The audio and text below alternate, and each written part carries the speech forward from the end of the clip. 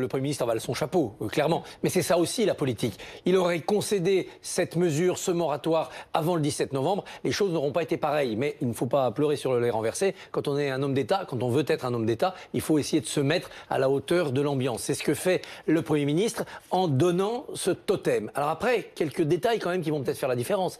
Est-ce que c'est simplement un moratoire sans date, à journée sine die? Alors disons-le, c'est un enterrement de première classe pour les taxes sur les carburants. On peut garder le cap, la transition énergétique, la France exemplaire contre le réchauffement climatique et changer complètement de trajectoire fiscale. Il suffira d'en réinventer une autre. Ensuite, le deuxième détail, c'est est-ce que ça va être voté, cette suppression de la hausse des taxes au 1er janvier, ou est-ce qu'on va simplement garder le texte que le Sénat a adopté, la droite donc, annulant ces hausses de taxes? C'est plus facile de ne pas avoir à voter sur un nouveau texte, rééquilibrant tout cela et finalisant cela. Et puis évidemment, c'est trop peu et c'est trop tard. C'est trop tard, on le sait, c'est trop peu. Il faut que le Premier ministre mette en chantier immédiatement une réflexion globale sur le pouvoir d'achat des Français. Travailler sur les prix, l'inflation est de retour, travailler sur les salaires.